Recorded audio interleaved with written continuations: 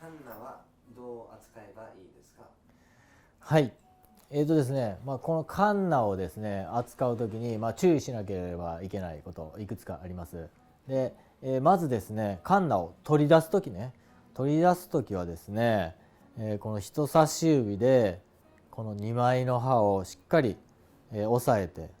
ね、で親指でこの裏側を押さえる、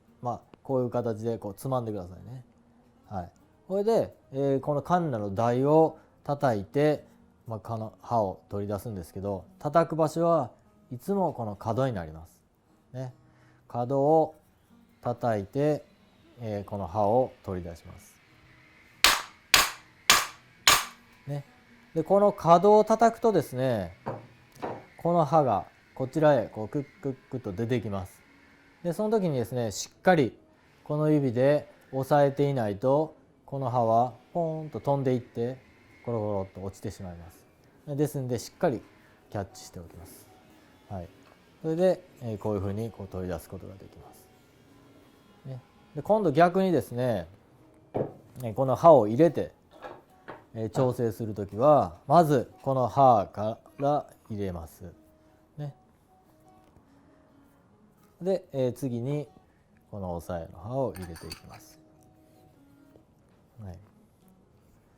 そして、こういうふうに持ってですね、はい、ある程度このカンナの刃を叩いて、目的の位置まで持っていきます。それでカンナの刃を叩いてですね、この口からカンナの刃が出過ぎた時はですね、この刃を少しやっぱり戻してやらないとダメです。その時もここの可動ですね、こうコンコンコンと叩いて戻してやる。そしてもっと入れたかったら今度はこのカンナを叩いてやる。入れすぎたらここを叩いて戻してやる。そういうふうなことをしてですね、